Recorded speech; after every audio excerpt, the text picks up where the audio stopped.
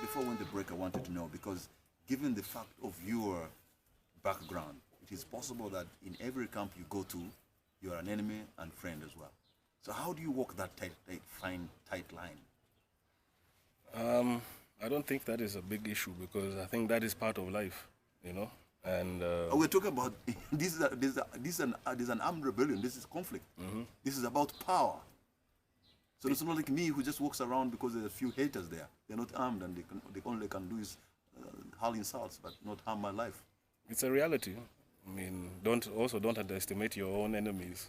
You know, in any organization, there's always this crab mentality, crabs in a barrel trying to pull each other down, and so having the social capital that I have, and so like it actually I see it more as a blessing than a curse, because it gives me it has the ability to give me a unique perspective about politics and the politics of organizations, because if there are a lot of our comrades who are in the rebellion who look at the people, as long as you're associated with the government, they look at you as you're bad. And they look at everybody who is in the rebellion as if they are people who are for democratic change. And this is not the case. And it's because I am in this unique position where this has happened to me, where I have enemies in the rebellion and I have friends in the government, has given me a unique perspective, and to be able to appreciate the fact that there are people who are for peace, who are for reforms, who share our ideas, who are in government. And there are people in our side in the rebellion who are against peace, are against progress, and who share the same ideas as the people, as the negative forces within government. And so it has given me a unique perspective. In terms of life, you know, life is not in my hands. If you're a believer, if you believe in a higher power, or whatever your religion is, then usually life is supposed to be for that higher power. And you can die anyhow. You can choke on a grain of rice eating in a restaurant, you know. And so I leave that to God, and I just try and do what I can do. I can imagine it must be very tough for you that you cannot at the moment even walk the mausoleum of your father. You cannot go probably to your home. You can't go to your capital, Juba. You, the son of a man who, sacrificed a lot for all this, including yourself, because you also sacrificed. That you cannot go back to your capital or even to the mausoleum of your father. But we are going. We have signed an agreement, and we are going. In terms of that, I think that says more about the system which is in power than anything. You know, that why should I not go to the mausoleum? And for your information, and to be real with you, I stopped going to the mausoleum even before the conflict began, because the same militias that did the massacre in Juba, that are under Salva Kiir, have beaten me up several times at the mausoleum. For what? Why would they? You're just going to the tomb of your father. I think it's a question better directed to them. You know. In what sense? They say don't come. You broken protocol. You gone at the wrong time. Is there an excuse really? I mean, I don't think there would be a valid excuse. I think at the very least an investigation should have taken place. But also at the same time, in May 2011. 2012, our teacher was shot in front of, a teacher who was working at the John Garang International School was shot in front of the John Garang Mausoleum. And so it became a sight, and not only her, like she's the most famous because she was working at John Garang International School. And so this one came to media attention, but several people have been shot there. Students, little children, used to go to the John Garang Mausoleum in the morning on their way to school, and on their way back to school, passed through there. They started being denied by soldiers from doing this. So, like I said, this is a better question. This is a question better directed to those people, and it's an indication. Like I was saying before, there was a beef. Like in 2004, Salva Kiir had a falling out with Dr. John Garang, and people like Dr. Riek Machar were instrumental in bridging the gap for them to come back together and let us focus on peace and the way forward. As the question that you asked me previously about why are you with a man who, but Salva Kiir, this is one of the demonstrations, but in the past I have said that I don't want to talk about these issues because they are petty and they are personal and there's national issues. But we, as a family of John Garang, we've never wanted to come out and talk about the beef that Salva Kiir continued, because he had beef in 2004. And he continued this with our family. So part of me being beaten up. The president then had beef with his vice president, and that was happening with the man he could trust? No, it was him. He's the one who had a problem with John Garang. And he would let be. John Garang didn't have a problem with him. But after the death of John Garang, why would you continue? Because the myth is that Riek Machar had gone to Khartoum and he was against John Garang.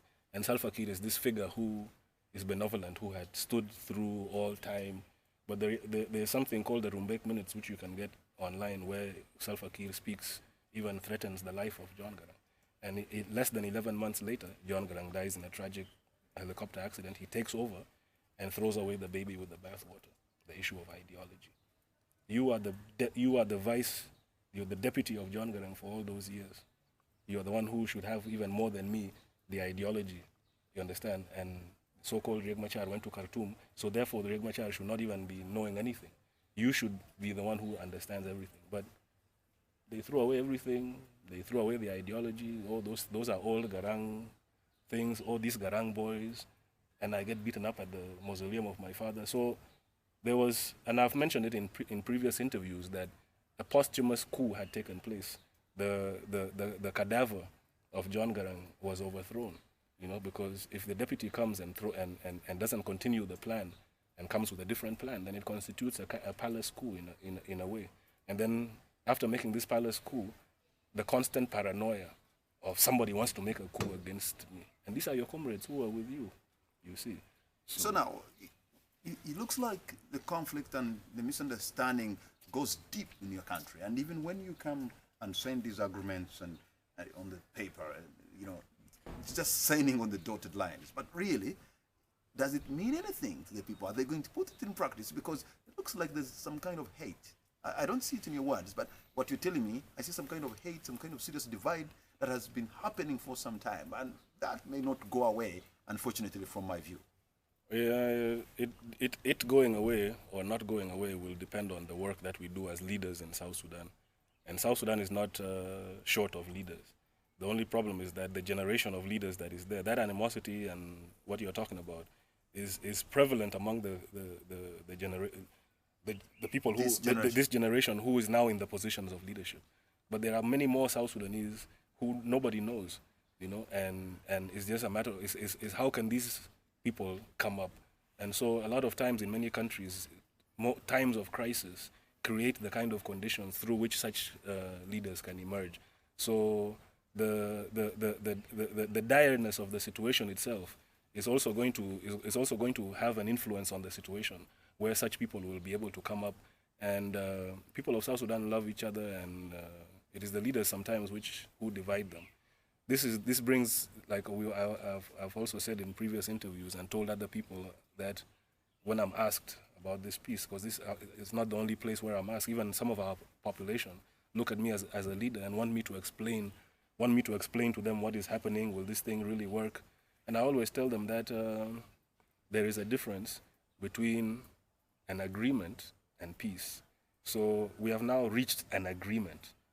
An agreement doesn't necessarily always translate into peace, and peace will be brought by the people of South Sudan themselves. We, who are the, in quotes, politicians, can only bring an agreement.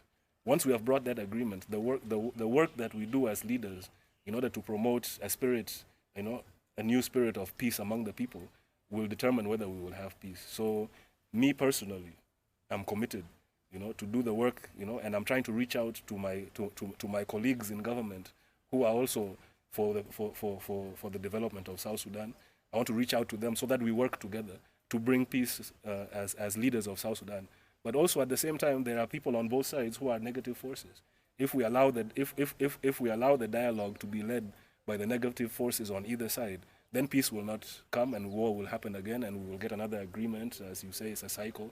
But if we can identify ourselves as leaders, South Sudanese leaders in the opposition, all the opposition, including G10, political parties, IO, and our counterparts in the government, identify the people who are for peace, then I think we can move very, very far, very quickly, and even overtake some African. We're going to take a break. When we come back, we try to assess the finer details of the agreement that you signed, and what do you really get? What does the G10 take, and what does Salva remain with? We'll be right back.